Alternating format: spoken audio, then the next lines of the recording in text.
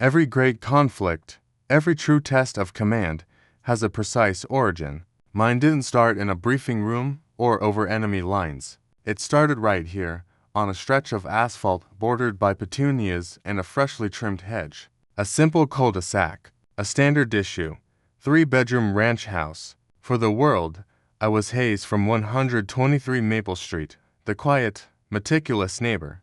But the world only saw the camouflage. They saw the man who kept his lawn obsessively neat and his classic American truck immaculately polished. They saw the facade of civilian life. They didn't see the insignia. They didn't see the command. I wasn't just Hayes. I was Colonel Marcus Hayes, base commander of Fort Jefferson, a strategic asset responsible for thousands of personnel and hundreds of billions of dollars in equipment. Out here, in the quiet, I craved the simple silence, the anonymity that a job running the largest air base in the state violently denied me. It was a calculated risk, living off base. I had my security detail, a discrete perimeter of surveillance, and a set of contingency plans that could deploy a full MP squad faster than the local sheriff could find his patrol car. My desire for privacy was, in fact, an essential component of my operational security. An untroubled mind, a quiet home, these were necessary luxuries for the man signing off on global logistics and national defense. But then there was Karen. Karen, who lived 2 houses down, possessed a toxic combination of boredom, entitlement, and an absolute certainty that she was the sole authority on suburban decorum. For her, my quiet professionalism was a challenge. She mistook my desire for peace for weakness. She saw a man who never argued, never shouted, never retaliated, and interpreted that as an invitation to invade. She didn't recognize discipline. She recognized an easy target. The initial incursions were almost laughable. Notes left on my windshield about the audacity of my American flag, which she claimed was too large for the neighborhood. Aesthetic when it was the federally mandated size for a flag flown at a military officer's residence. Complaints lodged with the HOA about the excessive noise of my landscaper, a man who meticulously worked for 30 minutes once every 2 weeks. These were probes, small tests designed to gauge my resistance, and every time I replied with professional restraint, a terse note citing a specific county ordinance or a silent removal of her unauthorized flyer, her aggression intensified. She failed to realize that silence from a commander is not a lack of interest. It is the cold, precise calculation of consequence. I observed her. I analyzed her patterns. She was always seeking control, always pushing the boundaries of what was acceptable, the hallmarks of a petty tyrant securing local territory.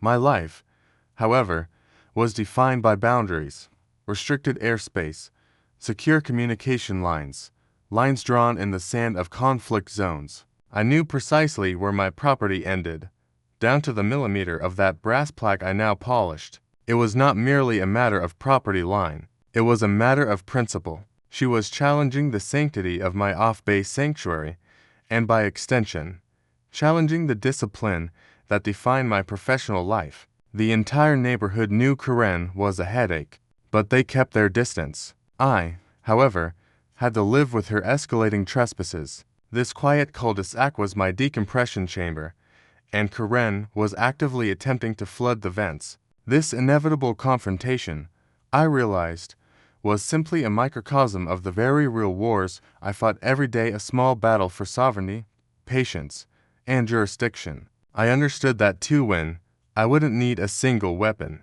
I wouldn't need to raise my voice. I only needed to let her make one final, strategic error, the moment where her civilian authority collided head-on with my federal reality. And I knew, with a certainty forged in decades of command, that she was about to make that call. The truth about conflict is it rarely explodes in a single, cinematic moment. It usually sputters and escalates, like a badly regulated pressure valve, until the container can no longer hold. For Karen, the driveway wasn't a boundary. It was a perceived weakness in my defense. She began with the soft incursions, the test designed to see if the quiet colonel would bite. It started with that 1/4 inch, then 1/2 inch. Every day, her silver SUV edged just slightly further over the line, claiming a sliver of my private domain. This wasn't accidental parking. This was a deliberate act of territorial encroachment. I knew the geometry of that space better than anyone. I had the plat map filed away, noting every legal dimension. I had decades of experience in securing perimeters, whether that perimeter was a forward operating base in a hostile country or a suburban driveway in Florida. And I refused to give ground.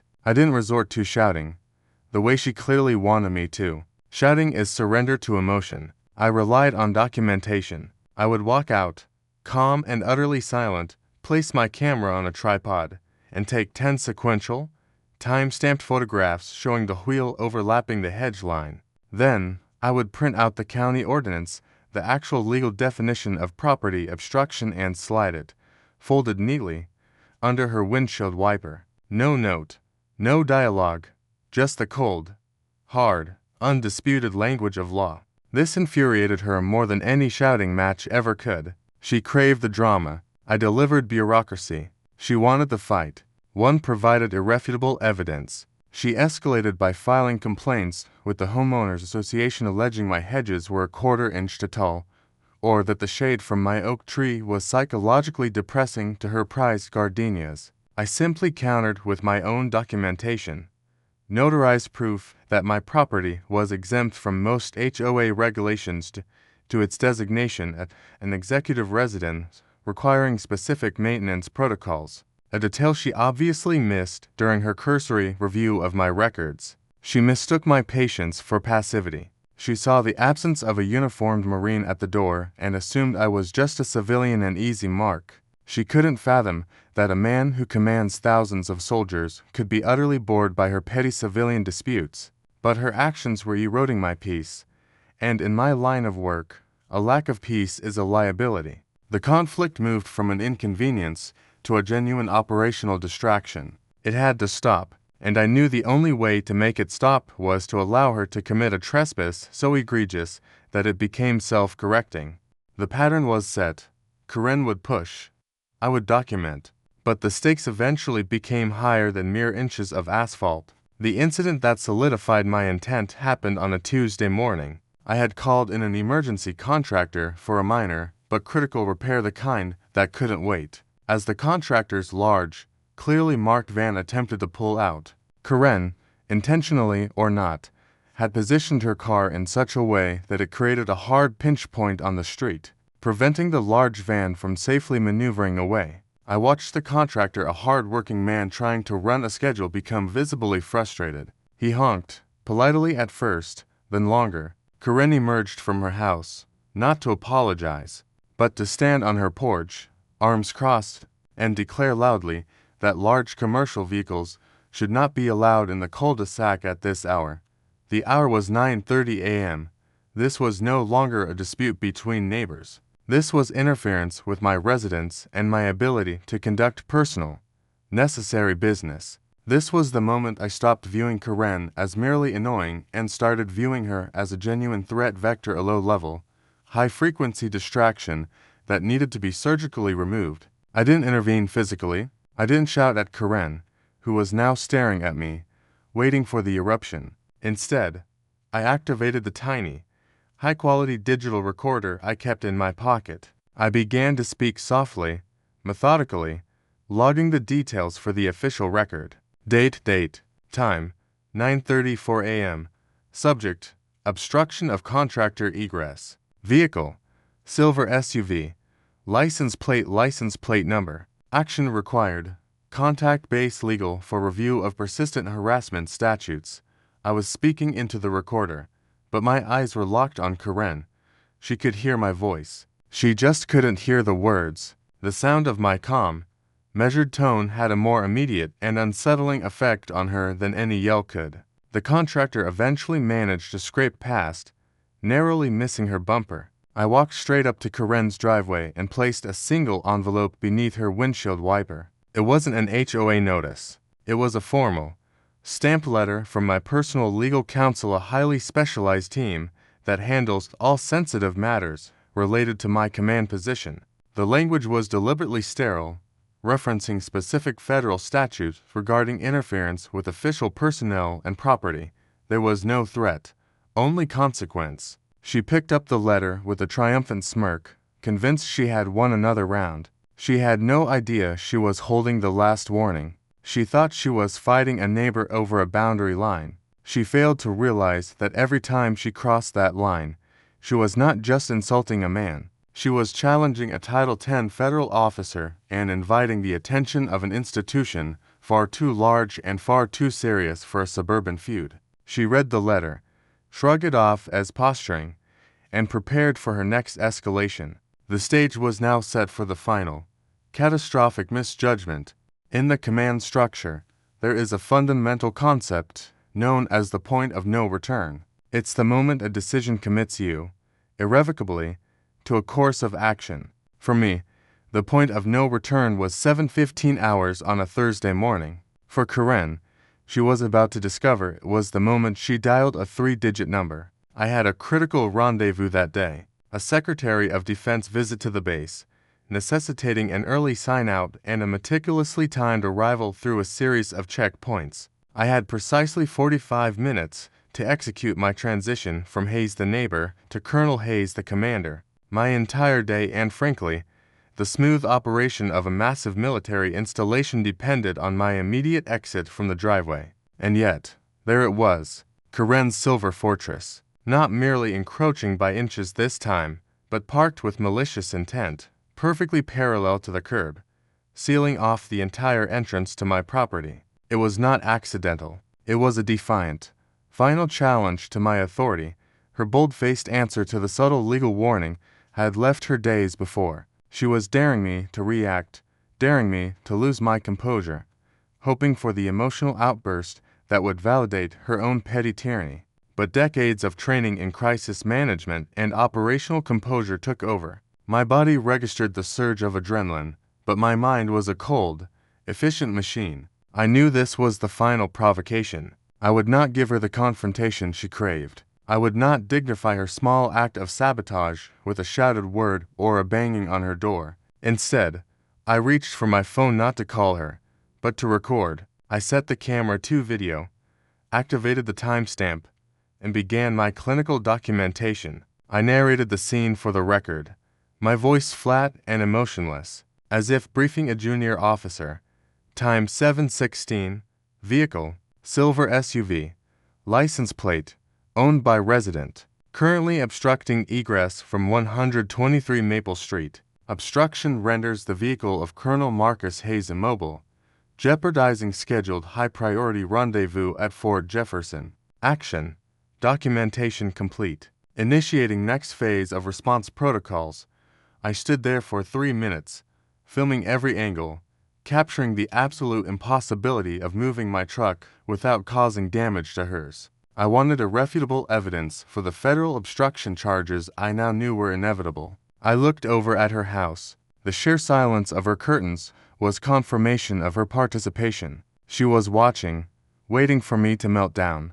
But my silence was a heavier weapon than any verbal assault. When she realized I was simply documenting her error, not succumbing to it, she changed tactics. She flung her front door open and marched onto her lawn, grabbing her phone as she went, her face set in a mask of outraged righteousness. She didn't approach me. She positioned herself where she knew I could hear her, but she didn't have to engage. And then came the call, the crucial, catastrophic miscalculation. I could hear the frantic edge in her voice as she spoke into the phone, exaggerating every detail for the 911 dispatcher. Yes, I need police immediately. There is an unstable individual. He is harassing me and recording my property. He's aggressively parked an unauthorized vehicle. I believe it's on government property, and he is highly suspicious. I feel threatened in my own neighborhood. Government property. That was the key phrase. She thought she was being clever, fabricating a story about my truck or my property being out of compliance. She had no idea how deeply true and how profoundly wrong that statement was. The house, due to my command status, was not merely private property. It was designated a secure, off-base executive residence, protected under specific federal statutes. Any interference, any obstruction, any harassment targeting me at that location did not fall under the purview of local suburban squabbles. It registered as a threat to a federal officer and an interference with military operational readiness. I continued recording. I captured her pacing, her pointing, her weaving of the narrative. I recorded the dispatcher's calm, measured questions, and Karen's increasingly shrill answers. She was so consumed by the belief that she held the moral high ground, so certain that the local police would arrive and arrest the suspicious neighbor who wouldn't argue with her, that she completely missed the cold logic of her own words. By insisting my property was somehow government, she was inadvertently bypassing the local jurisdiction and inviting the attention of every organization that monitors such threats. I saw the flicker of realization in her eyes just before she hung up. A brief moment of doubt, perhaps regretting the drama, but it was too late. The call was logged, the location flagged. I stood by my truck, finally lowering the phone, the camera still running in a continuous loop. I had the complete, unbroken recording of the crime, the false reporting, and the malicious intent. I didn't need to call anyone. My own security systems, the quiet safeguards that were always running in the background, had already logged the 911 call the moment she mentioned government property.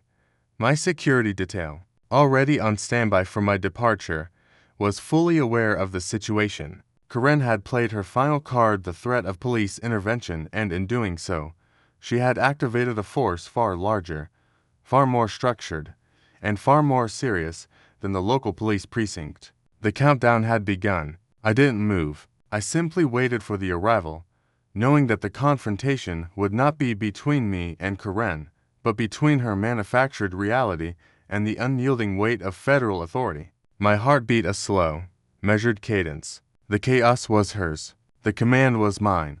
In military life, timing is everything. A fraction of a second can mean the difference between mission success and catastrophic failure. Karen's calculated 2-minute head start on the phone call was precisely what allowed the situation to evolve from a local dispute into a full-scale collision of jurisdictions. The local cruiser arrived first, a standard patrol car with a standard officer, Officer Reynolds. He exited his vehicle, notebook in hand, ready to mediate what he assumed was a typical, petty neighborhood feud. Karen, seeing her cavalry arrive, immediately burst into an eloquent, highly embellished performance about harassment and unauthorized vehicles. She pointed a frantic finger at my truck, then at me, the suspicious, aggressive man. Officer Reynolds, to his credit, was trying to maintain order, but before he could even ask me my name, the silence was shattered by the arrival of the cavalry I actually commanded.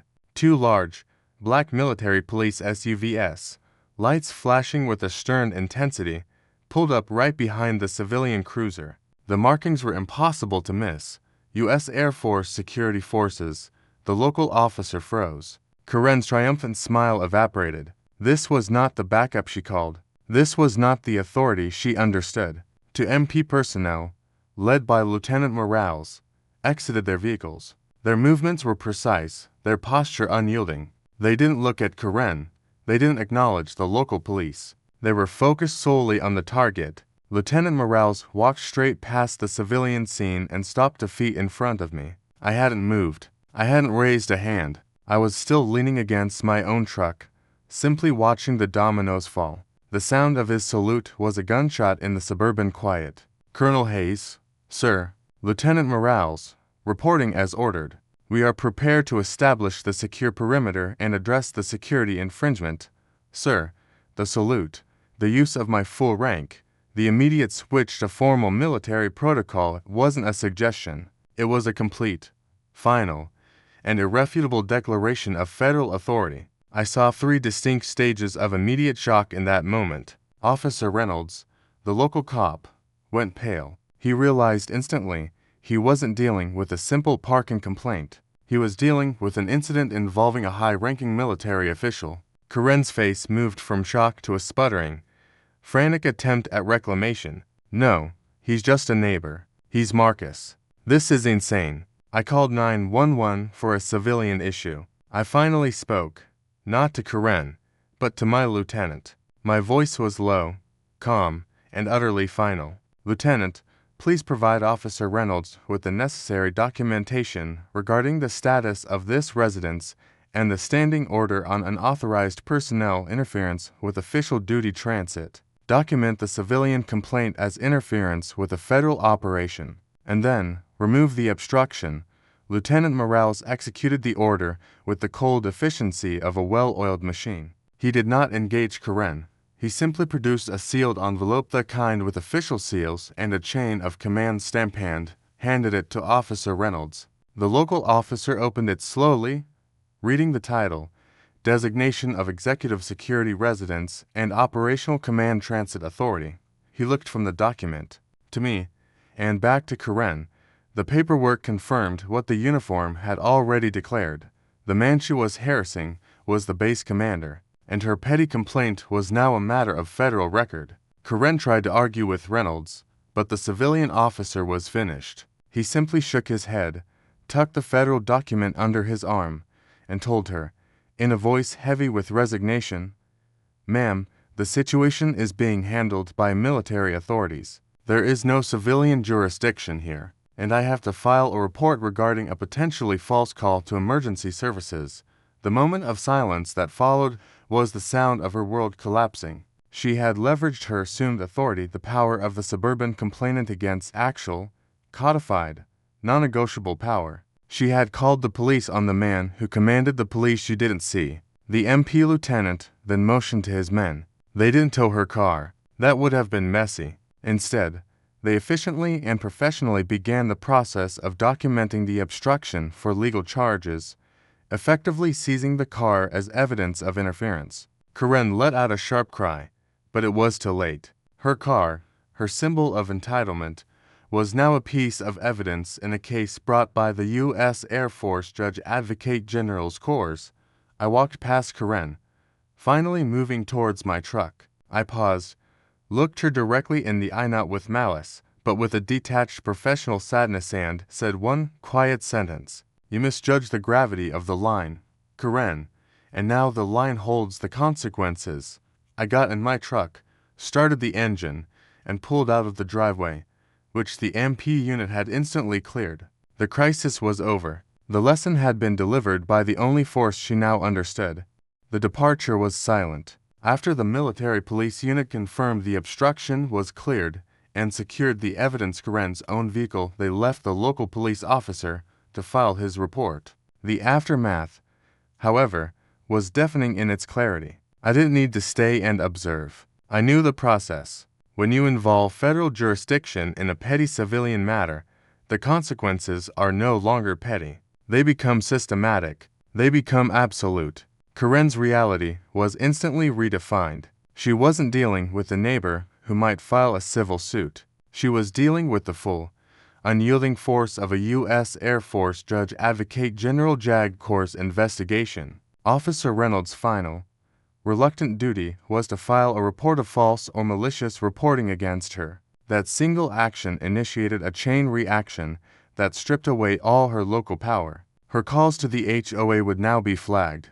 Her complaints to the neighborhood association would be dismissed. She had exhausted her privilege of civilian anonymity. Within the hour, to unmarked security personnel, clean-cut, silent, and entirely professional, returned to the cul-de-sac. They didn't speak to Karen.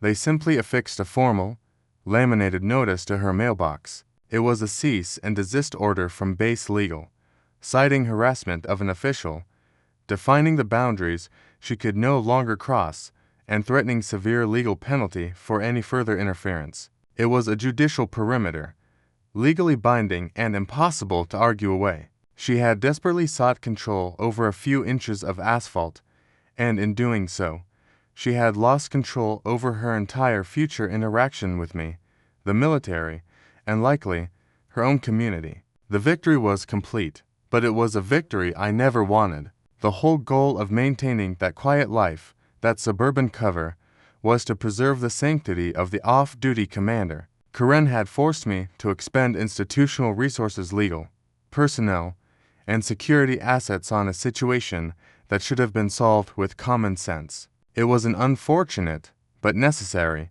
demonstration of power. As I drove through the outer perimeter and onto the base proper, The weight of the silver SUV's fate was far less than the weight of the massive gate sign. I passed beneath Fort Jefferson, Defense and Readiness. I drove past hangars large enough to swallow entire city blocks, past armed guards and secure checkpoints, past the physical embodiment of the power Karen had so carelessly challenged. I realized her fundamental mistake was one of perspective. She viewed the world through the narrow lens of her cul-de-sac bylaws and her personal inconvenience. I view the world through the lens of global threat assessments and strategic defense protocols. In her mind, the highest authority was the HOA president. In reality, she had challenged the man tasked with ensuring the skies above her house remained secure. She mistook my uniform for a costume, my quiet life for retirement, and my patience for weakness.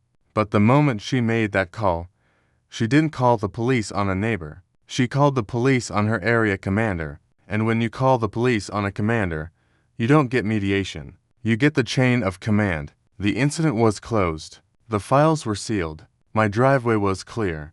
But the lesson remained, not just for Karen, but for anyone who chooses to mistake discipline for docility. Authority isn't something you need to shout about.